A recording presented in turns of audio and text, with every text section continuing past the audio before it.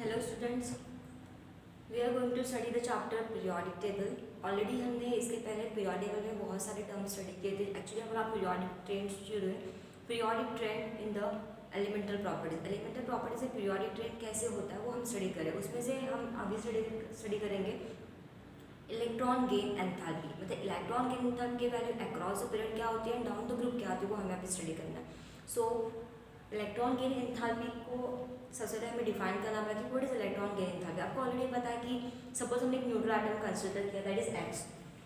Neutral atom है x, okay. अगर उस न्यूट्रल एटम न्यूट्रल एटम की एक पर्टिकुलर अमाउंट ऑफ एनर्जी होती है, क्योंकि कोई भी चीज़ अगर है नेचर में एग्जिस्ट करती है उसको सम अमाउंट ऑफ एनर्जी रहती है। वैसे न्यूट्रल एटम भी है तो उसको भी सम अमाउंट ऑफ एनर्जी रहेगी। एंड दैट न्यूट्रल एटम में अगर हम इलेक्ट्रॉन ऐड कर देते हैं तो इन दैट केस उसके एंथैल्पी में चेंजेस आपको दिखने को मिलेंगे। मतलब जब न्यूट्रल एटम है तो उसको सम अमाउंट ऑफ एनर्जी रहेगी, ठीक है, सब एंथैल्पी रहेगी। और उस न्यूट्रल एटम में जब हम एक इलेक्ट्रॉन ऐड कर देते हैं तो उस टाइम पे वो कन्वर्ट हो जाता है अनायन में, ठीक है। That forms a अनायन, that is x minus ion, वो अनायन फॉर्म कर देगा। और जब वो अनायन में कन्वर्ट होगा बाय एडिंग इलेक्ट्रॉन, तो उस टाइम पे उसके एंथैल्पी के चेंजेस भी आपको देखने को मिलेंगे। और जो एंथैल्पी चेंज वहाँ पे टेक प्लेस होता है बाय एडिंग एन इलेक्ट्रॉन और by gaining an electron is called as a electron gain enthalpy. Okay, what is electron gain enthalpy? The enthalpy change take place when an electron added into the neutral gaseous atom in the ground state। Okay, ground state के neutral atom में जब हम एक electron add करते हैं तो उस electron के एडिशन के टाइम पे जो भी एंथैल्पी चेंज वहाँ पे टेक्स प्लेस होते हैं उस एंथैल्पी चेंज को हम बोलते हैं electron gain enthalpy. Okay, enthalpy change when take place by adding the electron. Electron जब हम न्यूट्रल एटम में ऐड करें, एटम कैसे रहेगा, न्यूट्रल रहेगा, ग्राउंड स्टेट में रहेगा और गैशियस स्टेट में रहेगा। तो गैशियस स्टेट के न्यूट्रल एटम में, वो भी ग्राउंड स्टेट में, जब हम इलेक्ट्रॉन को उसमें ऐड करेंगे तो उसके एंथैल्पी में जो भी चेंजेस होंगे, जो भी एनर्जी के चेंजेस होंगे, उस एंथैल्पी चेंज को हम बोलते हैं electron gain enthalpy। and that electron gain enthalpy is denoted by symbol delta EGH। okay, that is del electron gain enthalpy। so what is electron gain enthalpy? जब हम कोई न्यूट्रल एटम में electron को add करते हैं तो addition के time पे उसमें एंथैल्पी के चेंजेस टेक प्लेस होते हैं और उस एंथैल्पी चेंज को हम बोलते हैं इलेक्ट्रॉन गेन एंथैल्पी। ओके, क्योंकि न्यूट्रल एटम अगर तो उसको पर्टिकुलर अमाउंट ऑफ एंथैल्पी रहती है, मतलब एनर्जी रहती है। Enthalpy is nothing but the energy, तो उसको एक पर्टिकुलर एंथैल्पी रहती है, पर्टिकुलर एनर्जी रहती है। और जब हम उसमें इलेक्ट्रॉन ऐड कर देते हैं तो इलेक्ट्रॉन ऐड करने की वजह से उसमें चेंज हो जाता है, एंथैल्पी में चेंज होता है। उस एंथैल्पी चेंज को ही हम क्या बोलते हैं, इलेक्ट्रॉन गेन एंथैल्पी बोलते हैं, जिसको हम डेल्टा EGH से डिनोट करते हैं। ओके, और इलेक्ट्रॉन गेन एंथैल्पी हम किस में मेजर करते हैं? It's always measured in kilo joule पर मोल, and that is nothing but the kilo joule mole inverse. Okay, तो इलेक्ट्रॉन गेन एंथैल्पी हम किलो जूल पर मोल में गिनते हैं और उसको हम किलो जूल मोल इनवर्स इस टर्म में भी रिप्रेजेंट कर सकते हैं। एंथैल्पी को हम किलो जूल मोल में मेजर करते हैं।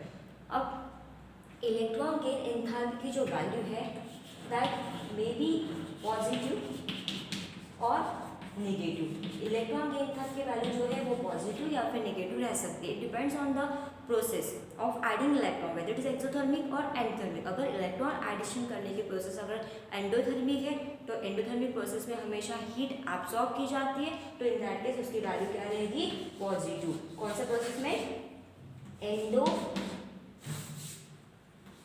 एंडोथर्मिक प्रोसेस में हमेशा हीट एब्सॉर्ब की जाती है। मतलब जब हम इलेक्ट्रॉन को ऐड कर रहे हैं कोई एटम में तो इलेक्ट्रॉन एडिशन की प्रोसेस जो हो रही है वो अगर एंडोथर्मिक है तो उस केस में हीट एब्सॉर्ब होगी, मतलब वहाँ पे हीट ऐड हो जाएगी, तो इन दैट केस उसकी वैल्यू आपको मिलेगी पॉजिटिव।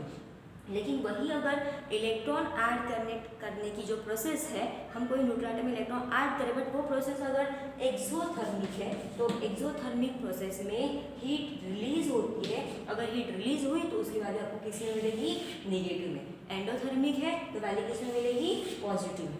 एंडोथर्मिक में क्या होता है, हीट एब्सॉर्ब होती है, ठीक है। एंडोथर्मिक में अब क्या होता है, हीट एब्सॉर्ब होता है और एक्सोथर्मिक में हीट जो है वो रिलीज होती है, ठीक है। तो आपको याद रखना है कि जो इलेक्ट्रॉन गेन एंथैल्पी की जो वैल्यू है वो पॉजिटिव भी रह सकती है और निगेटिव। और वो पॉजिटिव कब रहेगी, जब इलेक्ट्रॉन एडिशन की प्रोसेस एंडोथर्मिक है, जिस टाइम पे हीट एब्सॉर्ब होती है तो उस टाइम पे आपको वैल्यू पॉजिटिव मिलेगी। लेकिन इलेक्ट्रॉन ऐड करने की प्रोसेस अगर एक्सोथर्मिक है, इन दैट केस हीट रिलीज होती है इलेक्ट्रॉन एडिशन के टाइम पे, तो वो वैल्यू आपको निगेटिव मिलेगी। ठीक है, मतलब इससे ये क्लियर होता है कि पॉजिटिव वैल्यू रह सकती है इलेक्ट्रॉन गेन एंथैल्पी की भी और नेगेटिव भी रह सकती है। अब आपको आई होप ये पॉइंट समझ में आ गया कि what is electron gain enthalpy. Electron gain enthalpy is the enthalpy change take place when an electron is added to the neutral gaseous atom in its ground state. Neutral atom जो gaseous state में है उसमें अगर हम electron add करते हैं तब वो कन्वर्ट होता है अनायन में, और उस टाइम पे जो एंथैल्पी चेंजेस टेक्स प्लेस होते हैं उसको हम बोलते हैं इलेक्ट्रॉन गेन एंथैल्पी, जिसको हम इस सिंबल से डिनोट करते हैं डेल्टा EgH। ठीक है, और वो वैल्यू हम कौन से टर्म में मेजर कर सकते हैं, कौन से यूनिट में मेजर कर सकते हैं, kilojoule per mole, that is nothing but the kilojoule mole inverse में। ओके, अब इलेक्ट्रॉन गेन एंथैल्पी की जो वैल्यू है वो पॉजिटिव भी रह सकती है और निगेटिव भी रह सकती है। अब पॉजिटिव कब रहेगी, जब इलेक्ट्रॉन एडिशन की प्रोसेस एंडोथर्मिक है, मतलब जहाँ पे हीट एब्सॉर्ब होती है वहाँ पे वैल्यू पॉजिटिव मिलेगी। इलेक्ट्रॉन एडिशन करने की प्रोसेस अगर एक्सोथर्मिक है, जहाँ पे हीट रिलीज होती है, तो वैल्यू आपको निगेटिव मिलेगी। मतलब वो वैल्यू पॉजिटिव भी रह सकती है एंड निगेटिव भी रह सकती है। That depend on the process कि इलेक्ट्रॉन के एडिशन की प्रोसेस एंडोथर्मिक है या फिर इलेक्ट्रॉन के एडिशन की प्रोसेस एक्सोथर्मिक है। Okay, and now we are going to study the trend. And before trend आपको ट्रेंड एक्सप्लेन करना है कि अक्रॉस द पीरियड क्या होगा, डाउन द ग्रुप क्या होगा। तो वो आपको रिप्रेजेंट करने के लिए आपको सबसे पहले ये देखना है कि 17 ग्रुप को हम सबसे पहले कंपेयर करेंगे। अब 17 ग्रुप एलिमेंट में 17 ग्रुप के जो एलिमेंट्स होते हैं उस 17 ग्रुप के एलिमेंट में पूरी हैलोजन फैमिली है। हैलोजन फैमिली जो है that is nothing but chlorine, bromine, fluorine, iodine. जैसे पहले आता है फ्लोरीन, उसके बाद आता है क्लोरीन, उसके बाद आता है bromine and iodine likewise. Okay, तो ये जो 17 ग्रुप की जो फैमिली है उसमें सभी का outer most shell configuration same है because they are belong to the same group. और जो एलिमेंट एक सेम ग्रुप में बिलोंग करते हैं, एक सेम ग्रुप में आते हैं, एक के नीचे एक आते हैं, उनका जनरल आउटर इलेक्ट्रॉनिक कॉन्फ़िगरेशन मतलब लास्ट वाले शेल का जो कॉन्फ़िगरेशन है वो सबका सेम। एक बार फिर से नोट कर लो कि जो एलिमेंट एक ग्रुप में आते हैं, एक के नीचे एक आते हैं, उन सभी एलिमेंट का लास्ट शेल का मतलब आउटर मोस्ट शेल का इलेक्ट्रॉनिक कॉन्फ़िगरेशन सेम ही रहता है। जैसे इसमें अगर हम फ्लोरीन की बात करें तो आपको पता होगा इसमें इसका एटॉमिक नंबर 9 होता है, तो उसमें 1s2, 2s2 एंड 2p6, यहाँ पे 10 हो गया। एक्चुअली यहाँ पे ये 4 + 6 10 हो गया, बट हमें 9 चाहिए तो ऑब्वियसली यहाँ पे कितना रहेगा 5। तो ये फर्स्ट शेल ऑलरेडी कंप्लीट है, तो हम जस्ट ये फर्स्ट शेल है तो ये कंप्लीट है, दूसरे में इसका कुछ काम नहीं है। ठीक है, इसको हम भूल जाते थोड़ी देर। हमें काम किसका है, लास्ट वाले शेल का। अब देखो यहाँ पे 2s2 एंड 2p5 मतलब टोटल कितना हो गया 2 + 5, that means total last shell में कितने इलेक्ट्रॉन्स है, लास्ट शेल में हमारे पास 7 इलेक्ट्रॉन्स प्रेजेंट। आप यहाँ पे भी लिख सकते हो। ठीक है, ये जो शेल है उसमें कितने इलेक्ट्रॉन्स है, 7 इलेक्ट्रॉन। कौन से शेल में, लास्ट शेल में। लास्ट शेल में 7 इलेक्ट्रॉन प्रेजेंट। अब हम नीचे जाएंगे, क्लोरीन के पास उसका एटॉमिक नंबर 7 है, तो आपको ऑलरेडी पता है कि 1s2 के अकॉर्डिंग हम जब इलेक्ट्रॉन को फिल करेंगे तो लास्ट वाला शेल जो उसकी रहती है वो होती है 3s2 3p5 to also contain the 7 electrons। उसके बाद हम जब ब्रोमीन में जाएंगे तो उसमें और इलेक्ट्रॉन फिल होंगे, उसमें शेल नंबर बढ़ेगा और उसके आउटरमोस्ट शेल में रहेगा 4s2 एंड 4p5। मतलब क्या होगा कि यहाँ पे जैसे जैसे हम आगे जाएंगे इसके बाद वाले शेल में जाएंगे तो बाद वाले शेल में 5s2 5p5, उसके बाद नीचे जाएंगे तो 6s2 6p5 लाइक। तो सभी में कितने इलेक्ट्रॉन्स जाएंगे, सभी में आपको 7 इलेक्ट्रॉन्स मिलेंगे। और सभी इन एलिमेंट को स्टेबल होने के लिए कितने की रिक्वायरमेंट है, ओनली 1 इलेक्ट्रॉन की। हर एक को कितने की रिक्वायरमेंट है, 1 इलेक्ट्रॉन की। अगर वो 1 इलेक्ट्रॉन गेन कर लेते तो it acquires the stable noble gas configuration, stable inert gas configuration. ठीक है, कब, जब वो 1 इलेक्ट्रॉन गेन करेंगे तो 1 इलेक्ट्रॉन गेन करने की वजह से वो अपने नियरेस्ट वाले नोबल गैस का कॉन्फ़िगरेशन अटेन कर पाएंगे और नेचर में स्टेबल होंगे। और आपको ये चीज़ याद रखना है कि जो भी चीज़ नेचर में स्टेबल होती है it always have a minimum energy. आपको ये हमेशा याद रखना है कि जो चीज़ नेचर में स्टेबल होती है उसके पास मिनिमम एनर्जी होती है और मैक्सिमम स्टेबिलिटी होती है। और साइज कैसा होता है, they have a smaller size. Okay, इसका अपोजिट किसके लिए रहेगा, अनस्टेबल के लिए। और जो अनस्टेबल होता है, ठीक है, कोई भी चीज़ अगर अनस्टेबल नेचर में, चाहे आइटम हो, मॉलिक्यूल हो, चाहे कोई भी, तो अगर वो अनस्टेबल है तो उसके पास कैसे रहेगी, मैक्सिमम अमाउंट ऑफ एनर्जी रहेगी, मैक्सिमम एनर्जी रहेगी। एंड इसका साइज कैसे रहेगा, बिगर साइज। ये आपको याद रखना है, ठीक है, maximum energy and bigger size. इसी के बेसिस पे आपको आगे के टर्म डिसाइड करने, तो आपको याद रखना है स्टेबल मतलब क्या, कि minimum energy and smaller size, और अनस्टेबल मतलब क्या, maximum energy and bigger size. अब आपको ये देखना कि जब हम डाउन द ग्रुप जाएंगे from fluorine, chlorine and bromine, नीचे जाएंगे तो हर एक को एक एक इलेक्ट्रॉन की रिक्वायरमेंट है। हर एक जन एक इलेक्ट्रॉन एक्सेप्ट करके अगर स्टेबल होता है तो उस केस में मिनिमम एनर्जी हो जाएगी उसकी, एनर्जी अपने आप की। जब हम इलेक्ट्रॉन ऐड करेंगे उस केस में तो वहाँ पे एनर्जी रिलीज होगी और वो मिनिमम एनर्जी अटेंड करेगा, as well as minimum energy उसकी हो जाएगी। तो इन दैट केस उसका साइज अपने आप स्मॉलर होगा और अट्रैक्शन ज़्यादा हो जाएगा। और स्मॉलर साइज वाले एटम में इलेक्ट्रॉन ऐड करना बहुत ही ज़्यादा ईजी है, क्योंकि ऑलरेडी उसका स्मॉलर साइज है। मतलब आउटरमोस्ट शेल की इलेक्ट्रॉन ऑलरेडी बहुत ज़्यादा न्यूक्लियस की तरफ अट्रैक्टेड है। अगर हमने उसमें एक इलेक्ट्रॉन ऐड कर दिया तो वो और भी ज़्यादा वहाँ पे एडजस्ट हो जाएगा, अट्रैक्ट हो जाएगा और उसको इजीली भी एडिशन वहाँ पे पॉसिबल हो जाएगा, ठीक है। और स्टेबल, साथ में वो स्टेबल भी हो जाएगा एक इलेक्ट्रॉन ऐड करने की वजह से। मतलब क्या होता है कि अगर स्मॉलर साइज का अगर कोई एटम है, ठीक है, तो स्मॉलर साइज के एटम में इलेक्ट्रॉन ऐड करना बहुत ज़्यादा इजी होता है, ठीक है, क्योंकि ऑलरेडी अट्रैक्शन कम हो जाता रहता है। उस केस में स्मॉलर साइज है तो आटोमोस्ट शेल के इलेक्ट्रॉन का अट्रैक्शन बहुत ज़्यादा होता है। अगर हम वहाँ पे बाहर से एक इलेक्ट्रॉन ऐड कर देंगे तो वो इलेक्ट्रॉन भी ईजिली वहाँ पे अट्रैक्ट हो जाएगा, ईजिली उस केस में ऐड हो जाएगा। तो इसके वजह से वो और भी ज़्यादा स्टेबिलिटी अटेन करेगा, ठीक है। मतलब स्मॉलर साइज है उसका तो इजीली इलेक्ट्रॉन ऐड हो जाएगा, क्योंकि उस केस में अट्रैक्शन ज़्यादा रहेगा, इफेक्टिव न्यूक्लियर चार्ज ज़्यादा रहेगा और शील्डिंग इफेक्ट जो है वो बहुत ही कम रहेगा।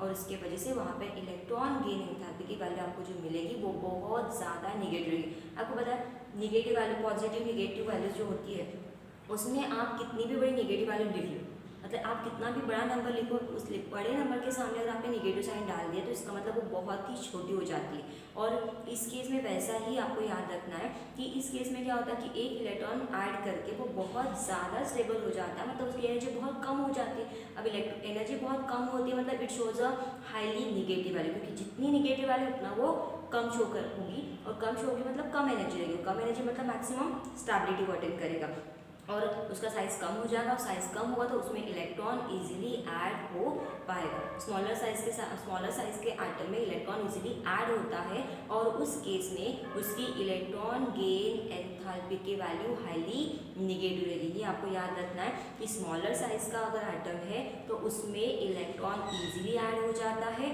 और उसकी इलेक्ट्रॉन गेन एंथैल्पी की वैल्यू हाईली निगेटिव होती है। और इसलिए यहाँ पे जितने भी एटम है उनको सबको एक एक इलेक्ट्रॉन की रिक्वायरमेंट है स्टेबल होने के लिए, और स्टेबल होकर बहुत ही कम साइज को कर देते हैं।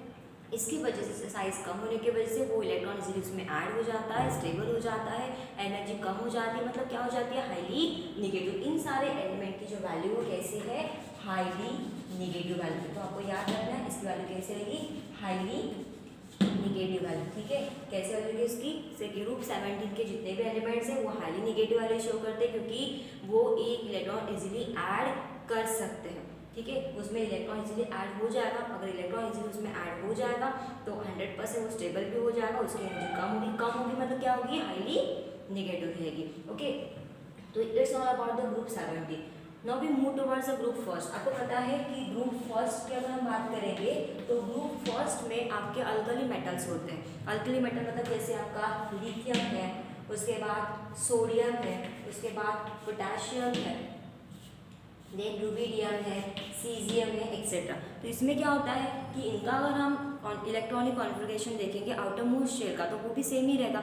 आउटर मोस्ट शेल में सभी के एक एक ही इलेक्ट्रॉन प्रेजेंट होगा। लास्ट वाले शेल की बात करें, जैसे लिथियम की अगर बात करेंगे तो लिथियम में लास्ट वाले शेल में 2s ऑर्बिटल होता है, सेकंड शेल होती है उसकी, सेकंड शेल में s ऑर्बिटल में एक इलेक्ट्रॉन होता है, 2s1, ये उसके लास्ट वाले शेल का कॉन्फ़िगरेशन है। सोडियम की बात करेंगे तो आगे जैसे हम जाएंगे तो वहाँ पे 3s1 रहेगा, उसके भी आगे हम जाएंगे, नीचे जाएंगे, सॉरी आगे मतलब नीचे जाएंगे तो उसमें 4s1 कॉन्फ़िगरेशन रहेगा, ठीक है। और रूबिडियम में जाएंगे तो 5s1। हम जैसे से नीचे आएंगे तो वैसे वैसे शेल का नंबर पड़ेगा, लेकिन s ऑर्बिटल में सभी के एक एक ही इलेक्ट्रॉन प्रेजेंट रहेगा। और ये कौन सा कॉन्फ़िगरेशन है, सबसे लास्ट वाले शेल का। तो आपको देखो कि जो एलिमेंट एक ग्रुप में आते हैं उनका इलेक्ट्रॉनिक कॉन्फ़िगरेशन सेम होता है। कौन सा कॉन्फ़िगरेशन, लास्ट वाले शेल का, आउटरमोस्ट शेल का। अब यहाँ पे देखो ऑलरेडी उसमें एक एक इलेक्ट्रॉन प्रेजेंट है, अगर हम एक इलेक्ट्रॉन बाहर से ऐड कर देते तो व्हाट हैपन, अगर हम एक इलेक्ट्रॉन उसमें अगर हम ऐड कर देते हैं तो एक इलेक्ट्रॉन के एडिशन के वजह से वो स्टेबल कॉन्फ़िगरेशन तो अटेन नहीं कर पाता, क्योंकि उसको अगर स्टेबल हो जाए तो उसको टोटली 8 इलेक्ट्रॉन लाने पड़ेंगे। और 8 इलेक्ट्रॉन लाना मतलब क्या कि ऑलरेडी उसके पास 1 इलेक्ट्रॉन है तो उसको 7 इलेक्ट्रॉन बाहर से लेना पड़ेगा, तब जाके वो स्टेबल होगा।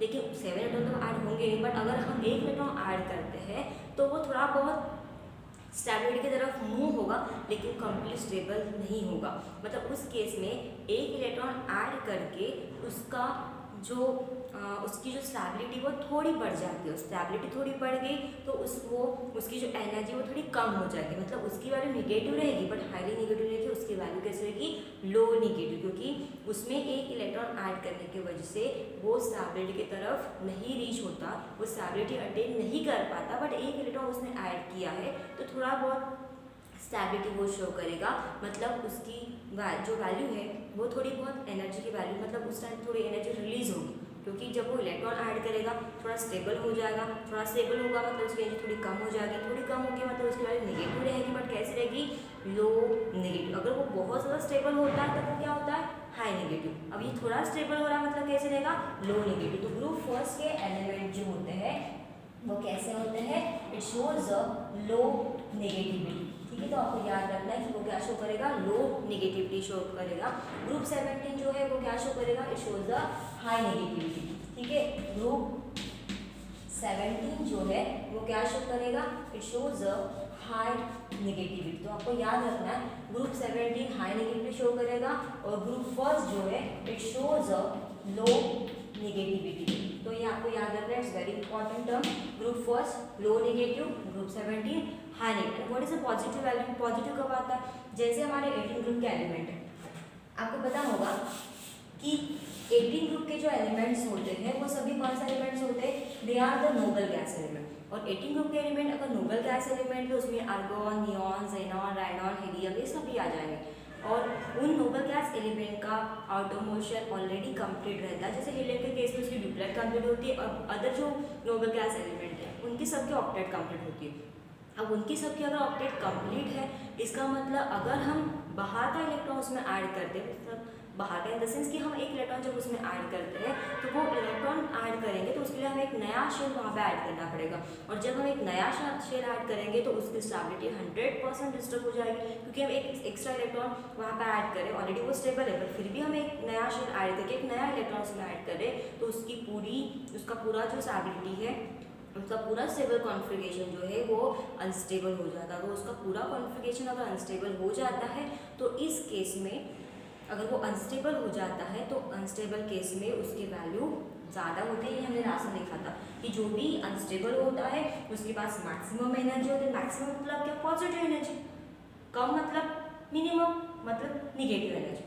और मैक्सिमम मतलब क्या, बहुत ज़्यादा वैल्यू। ज़्यादा मतलब क्या, जीरो से भी ज़्यादा मतलब क्या आएगा, पॉजिटिव वैल्यू। तो इनकी वैल्यू कैसी रहती है, अनस्टेबल की वैल्यू हमेशा पॉजिटिव आती है, ठीक है। और उनका साइज भी बिगर हो जाता है, ठीक है। अनस्टेबल जो होता है उसका साइज बिगर। तो बिगर एटम अगर है, बिगर साइज वाले जो एटम होते हैं वो ऑलवेज अनस्टेबल होते हैं, उनके पास ज़्यादा अमाउंट ऑफ एनर्जी होती है और ज़्यादा वैल्यू होती है। मतलब क्या कि पॉजिटिव वैल्यू। मतलब हम इस केसेस में इलेक्ट्रॉन ऐड करेंगे तो उसकी इलेक्ट्रॉन गेन एंथैल्पी की वैल्यू आपको कैसे मिलती है, पॉजिटिव। तो ग्रुप 18 के जो भी एलिमेंट्स है उनकी इलेक्ट्रॉन इलेक्ट्रॉन गेन एंथैल्पी की जो वैल्यू होती है वो कैसे आती है, पॉजिटिव। ग्रुप 17 की highly negative and group first की लो नेगेटिव। तो अगर आपको पीरियोडिक डिफरेंस स्टडी करना, आपको समझ में आ गया अभी इतना, तो आप यहाँ पे देखो कि अगर आप लेफ्ट टू राइट मूव करोगे बाकी के एलिमेंट्स में, तो आपको याद रखना कि अगर आप लेफ्ट टू राइट मूव करोगे मतलब ग्रुप फर्स्ट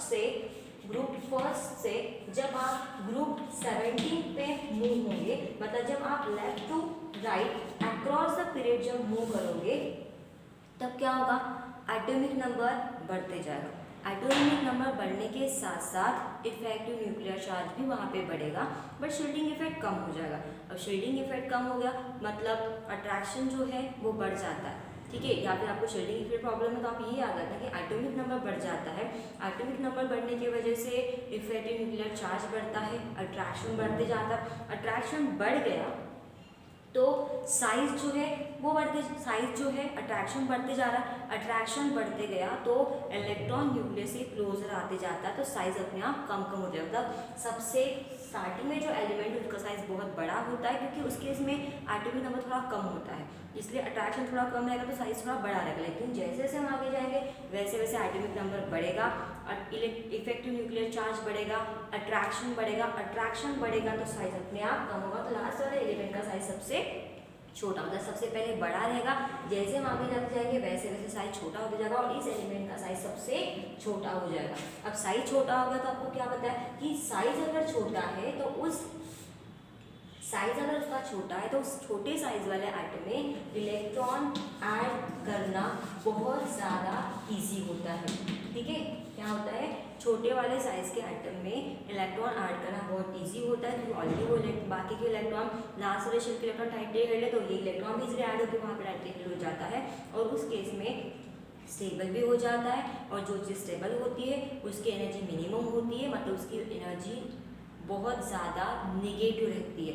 जो बहुत स्टेबल है उसकी वैल्यू बहुत ज़्यादा निगेटिव, मतलब यहाँ पे इलेक्ट्रॉन गेन एंथैल्पी की वैल्यू कैसे रहेगी, हाईली निगेटिव रहेगी। कैसे रहेगी, मोर निगेटिव बोल सकते हो या फिर highly negative, it's a more negative. और यहाँ पे क्या रहेगा, इट इज लो निगेटिव। किसकी वैल्यू, इलेक्ट्रॉन गेन एंथैल्पी की वैल्यू स्टार्टिंग में लो निगेटिव है and when we move across the period, तो उस केस में लास्ट एंडिंग में मतलब इस पीरियड के राइट साइड में, क्योंकि ये लेफ्ट साइड होगी और ये राइट साइड, तो राइट साइड में क्या होगा, राइट साइड में इलेक्ट्रॉन गेन एंथैल्पी वैल्यू जो है वो लार्जर निगेटिव, मोर निगेटिव होती जाएगी। तो ये आपको अक्रॉस द प्लेट बताना है कि जब हम अक्रॉस द प्लेट मूव करेंगे, लेफ्ट टू राइट जाएंगे तो एटॉमिक नंबर इंक्रीज होगा, इफेक्टिव न्यूक्लियर चार्ज इंक्रीज होगा, शील्डिंग इफेक्ट डिक्रीज होगा। At the same time right side पे पीरियोडिक टेबल के राइट साइड में इलेक्ट्रॉन गेन एंथैल्पी जो है वो बहुत ज़्यादा निगेटिव हो जाएगी, इट बिकम्स अ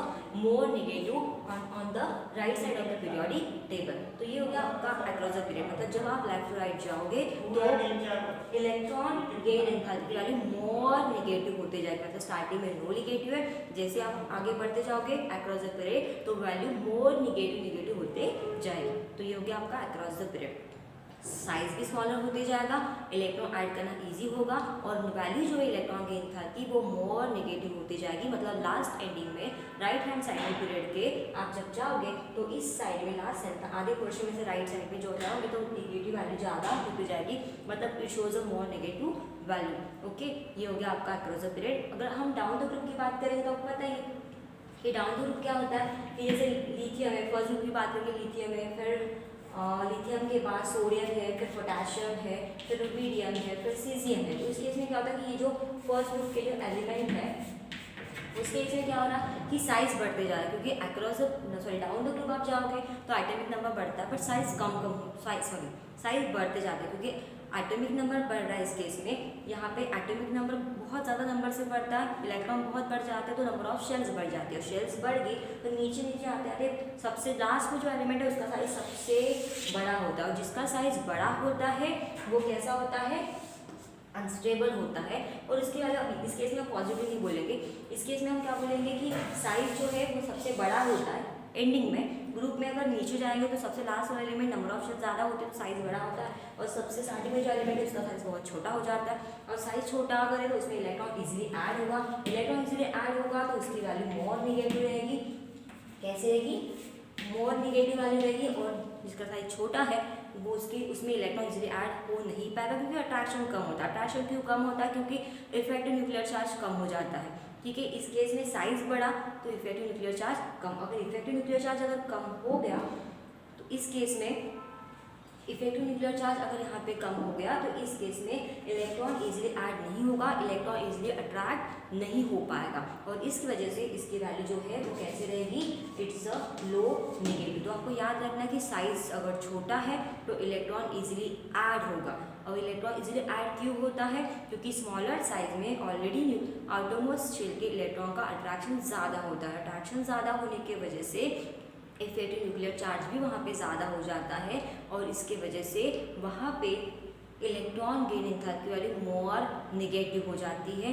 ठीक है, और आप भूल के तो आपको ये कंसेप्ट पता ही है कि जो स्टेबिलिटी की तरफ जाता है, ठीक है, जिसका साइज छोटा होता है वो बहुत स्टेबल होता है, उसके पास मिनिमम एनर्जी होती है, और साइज बहुत ही छोटा है इसका मतलब उसकी वैल्यू कैसे रहेगी? Highly negative. और जिसका साइज बड़ा होता है उसका जिसका साइज बड़ा रहेगा उस केस में अट्रैक्शन कम होता है, इफेक्टिव न्यूक्लियर चार्ज भी कम होता है, एज वेल एज वहाँ पे शील्डिंग इफेक्ट जो है वो भी कम होता है। ठीक है, तो शील्डिंग इफेक्ट ज़्यादा होता है, वो ज़्यादा क्योंकि जब नंबर ऑफ शेल्स बढ़ जाते हैं तो कोर इलेक्ट्रॉन बढ़ जाते हैं, अंदर के इलेक्ट्रॉन बढ़ गए तो वो शील्ड प्रोवाइड करेंगे तो बाहर का इलेक्ट्रॉन का अट्रैक्शन कम हो जाएगा। बाहर का इलेक्ट्रॉन का अट्रैक्शन अगर कम है, बाहर का इलेक्ट्रॉन अगर अट्रैक्ट नहीं होता, मतलब हमने अगर नया इलेक्ट्रॉन इसमें ऐड करते तो वो भी अट्रैक्ट नहीं होगा। अगर वो भी अट्रैक्ट नहीं होगा तो इसका मतलब क्या होगा कि वो इलेक्ट्रॉन उसमें इजीली ऐड नहीं होगा, तो उसकी वैल्यू कैसी रहेगी? लो नेगेटिव रहेगी। और जल्दी से ऐड हो जाता है तो हाई नेगेटिव वाली रहेगी। तो समझ में आया कि वो इजीली उसको अट्रैक्ट कर पाएगा। तो ये याद रखना है कि स्मॉलर साइज में इलेक्ट्रॉन इजीली ऐड हो जाता है और इलेक्ट्रॉन गेन एंथैल्पी की वैल्यू हाईली नेगेटिव होती है। स्मॉलर साइज में इलेक्ट्रॉन इजीली ऐड नहीं हो पाता, इसलिए उसकी वैल्यू लो नेगेटिव रहती है। और पॉजिटिव किसमें रहती है? पॉजिटिव रहती है एंटी ग्रुप एलिमेंट में। तो आपको याद रखना कि डाउन द ग्रुप जाओगे तो लो नेगेटिव, पहले सबसे साइज छोटा, सबसे पहला जो एलिमेंट होता है ग्रुप का स्टॉप वाला, उसकी साइज सबसे छोटा होता है, इसलिए वैल्यू मोर नेगेटिव होती है। जैसे नीचे जाओगे तो बड़े साइज वाला आइटम होता है, इसकी वजह से उसकी वैल्यू लो नेगेटिव होती है। लेफ्ट टू राइट जाओगे तो लेफ्ट टू राइट क्या होता है कि जैसे आप लेफ्ट टू राइट जाओगे तो राइट पार्ट में नेगेटिव वैल्यू बहुत ज़्यादा होती है और सबसे स्टार्टिंग में लो नेगेटिव वैल्यू होती है। तो आई होप आपको इस टर्म समझ में आ गई होगी। तो आपको याद रखना कि smaller size, effective nuclear charge and ये सब टर्म आपको वहाँ पे मेंशन करना है। सो इस लेक्चर में यही था। Thank you.